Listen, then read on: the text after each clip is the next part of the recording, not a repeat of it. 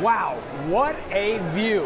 And no, this is not Detroit's next chapter of luxurious apartment living. This is actually going to be a space, a hub for a group of people that say it's been years overdue. Boy, it looks nice out there, but we have a frigid forecast with the coldest night of the week ahead. It was heated. The night debate between Democratic presidential candidates was noticeably different. Democrats take a huge risk if we just substitute one arrogant billionaire for another. With one main target, Michael Bloomberg. I know how to take on an arrogant con man like Donald Trump that comes from New York. New here at noon, fallout from the slugfest. Local 4 News starts now with a breaking news alert. And we begin with breaking news in a case that has stirred up controversy in the nation's capital. The sentencing is officially underway for President Trump's political advisor, Roger Stone. Take a look. This is Stone arriving to U.S. District Court in Washington, D.C. As you know, last week, a jury found the political strategist guilty of lying to Congress and threatening a witness in his efforts for Trump's 2016 campaign. The Justice Department recommended Stone receive at least 7 years in prison, but Attorney General William Barr backed off that recommendation, prompting 4 prosecutors to quit the case. In court today, the judge grilled prosecutors on that decision. This week, President Trump hinted that he might pardon Stone. We are waiting on that sentencing decision, and we'll have that for you once it is brought down. And in Decision 2020 this afternoon, it was the most heated of the 9 face-offs between Democratic presidential candidates that we've seen so far. Last night's debate in Nevada, in Vegas, was the first time Michael Bloomberg joined the other candidates on the stage, and he was the main target of his competitors. Here's Tracy Potts with reaction and fallout from a pretty contentious night. Team Bloomberg is downplaying their candidate's debate performance, saying it was his first time, but almost from the beginning, he was the target. Elizabeth Warren, standing right next to him, took him to task on issues involving women. A billionaire who calls women fat broads and horse-faced lesbians. And no, I'm not talking about Donald Trump. I'm talking about Mayor Bloomberg. There were questions about his money and when he's going to make his tax returns public. Joe Biden went after him for saying he supported Obamacare when back then he didn't. The fact of the matter is he has not managed his city very, very well when he was there. And then Senator Bernie Sanders attacked him as well on a number of issues, including stop and frisk. Mr. Bloomberg had policies in New York City of stop and frisk, which went after African-American and Latino people in an outrageous way. Sanders took some hits as well. He went into this as the front runner. We've got to wake up as a party. We could wake up 2 weeks from today, the day after Super Tuesday, and the only candidates left standing will be Bernie Sanders and Mike Bloomberg. And on the other end of that stage, Mayor Pete Buttigieg, who went back and forth with Senator Amy Klobuchar on issues of experience. As Nevada heads to vote, this is the third contest before South Carolina and then Super Tuesday. From Washington, I'm Tracy Potts. Tracy, thank you. Let's take a look outside right now on what has been a pretty cold day. It's going to feel like it's in the teens out there a little bit later today. We're not too far from that already. And unfortunately, it's likely only going to get worse tomorrow morning. Let's turn things over to meteorologist Brandon Brew. A beautiful look at, well, the Aretha. And now we're taking a look at the big house in Ann Arbor, Brandon. The big cold house. Yeah, everywhere you go, it is just chilly. You can just kind of see it coming up off the buildings here in Ann Arbor.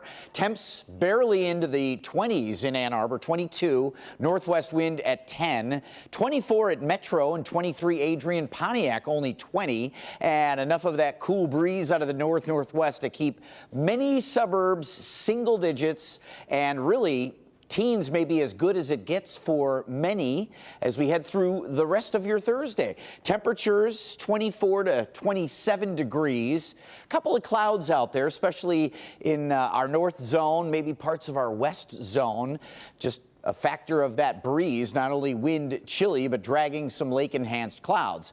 The Pistons are back in action. First game after the All-Star game. And make sure you're layered up if you're parking and walking to the LCA. It's going to be middle 20s before the game, but teens, as you're walking back to the car, a chilly chilly night tonight. In fact, the coldest night of the week. We'll take a look at some dangerous wind chills and your weekend weather coming up. Brandon will be checking in with you shortly. An investigation is underway after a deadly shooting on Detroit's west side. This happened around 7 this morning on Pearson Street, right near I-96.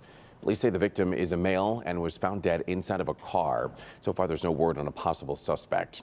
Over to Macomb County now, a jail doctor accused of trading favors for sexual contact learned his sentence today. Last month, Stephen Cogswell was acquitted on 5 of 6 counts of second-degree criminal sexual conduct. However, he was found guilty on 1 count of the same charge. In 2018, 3 women accused Cogswell of inappropriate touching during medical exams. And today, a judge sentenced him to 5 years probation with the first year spent in jail.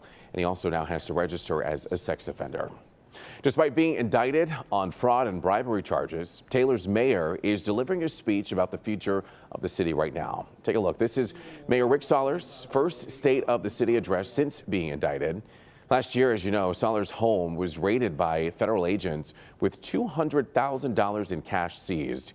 He's accused of steering real estate deals on foreclosed properties and getting kickbacks in return. Sollers has pleaded not guilty. He's been mayor of Taylor since 2013. So we have the DIA murals all around town, but today Detroit took a big step forward in supporting art here in the city. Detroit is now going to start taking donations for the arts and training artists to help them make a better living off of their work. And as our Jason Colthorpe reports from today's big announcement, it starts with the creation of a new office.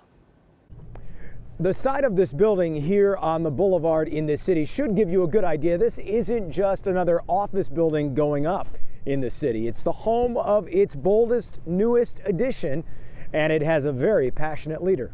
Today was a launch. It was a beginning. It was a commencement. I'm going to be all over the city looking for places for art houses, looking for people to connect with, looking for partners. But the bottom line is this city has had so much else to do that it is not really focused enough on arts and culture. I think that arts and culture are as important as autos, are as important as mechanical design, as important as water. And I think once we do the artist census, we'll realize that most of the people in this city are connected to arts and culture. We'll have much more on this coming up a little later on Local 4, including the first big announcement by this office, and it is a major opportunity for local artists. That's coming up later. In Detroit, Jason Colthorpe, Local 4. A meeting is being held tonight to let Troy drivers know the next phase of I-75 construction and how it'll impact them. We're talking about that segment between I-75's Coolidge exit and 13 Mile. This year, crews are going to be rebuilding the southbound lanes and bridges and interchanges right at Big Beaver and 14 Mile. Tonight's meeting is being held by MDOT. It's at the Troy Community Center right there on Livernois, just before you get to Big Beaver. That starts at 4 and ends at 7. A major hotel chain says that it was hacked and customers' personal information was stolen. We've got what you need to know if you stayed at an MGM hotel. That's coming up in a Help Me Hank alert. And 2 people who came down with the coronavirus on that quarantine cruise ship you're looking at here have died. We'll tell you what we're learning about the victims as other passengers return to the U.S.